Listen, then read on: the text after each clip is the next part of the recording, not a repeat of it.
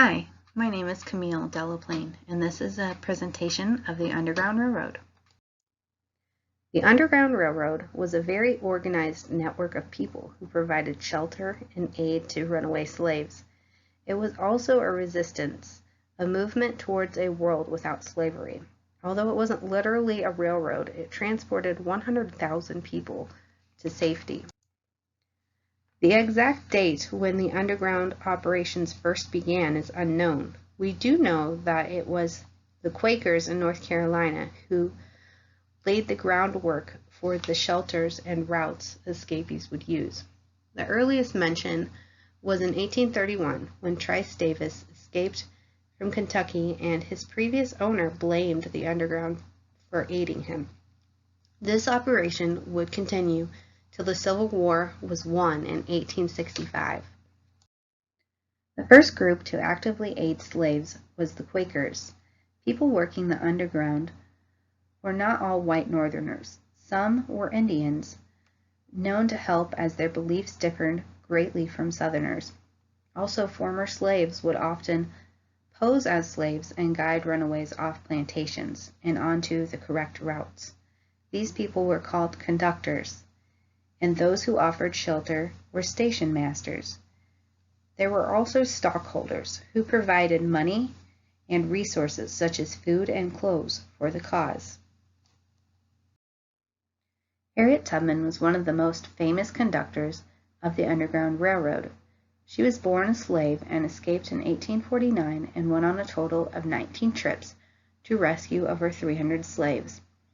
Armed with a shotgun, Harriet Tubman was a force to be reckoned with. She quoted, "As a conductor of the Underground Railroad, I can say what most conductors can't. I never ran my train off the track, and I never lost a passenger." Frederick Douglass was also a former slave and hid approximately 400 slaves in his house in New York as they made their way to Canada. Levi Kaufman was one of the earliest known people to help fugitive slaves. Known as the President of the Underground, he started in 1813 when he was only 15, and he and his wife helped more than 3,000 slaves on their travels to freedom. The 8-bedroom home they owned in Indiana has been preserved and is now a National Historic Landmark. In 1855, a young man, Philip Needles, posed as a free black man and a cook, and boarded a ship setting sail to Jamaica. Before leaving Chesapeake Bay, the captain quickly realized that Philip was not a cook. Philip then admitted that he was James Anderson, a Baltimore slave. Instead of going to shore and explaining to authorities why he didn't check his papers prior to hiring him, the captain put him in chains and continued on his way.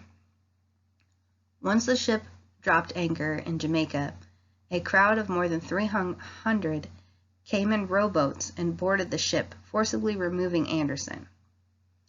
He was immediately taken to the local magistrate. Within days, he was freed.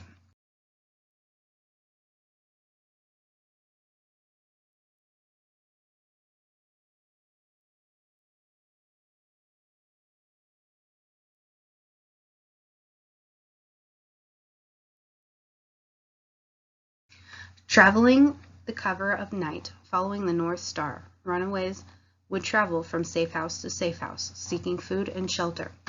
It was often 10 to 20 miles from one stop to the next. Station masters would put a lantern in their window to signal safe refuge for escapees. Sheds and barns were often waiting areas until it was safe to enter stations. Many stations were equipped with fake walls or hidden places to hide, and tunnels to make quick escape, as slave catchers were often hot on their trail. While the escapees rested, a message was sent to the next station master to expect their arrival.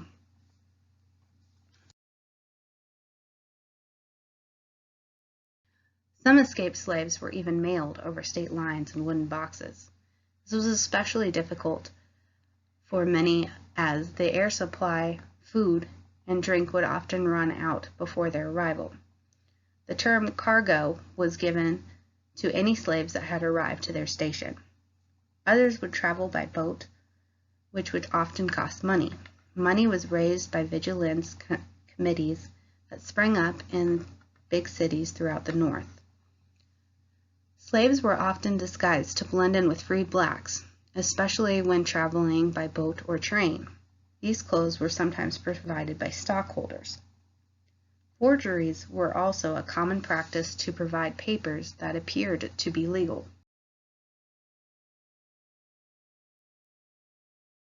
Many well-used routes went through Ohio to Indiana and Iowa.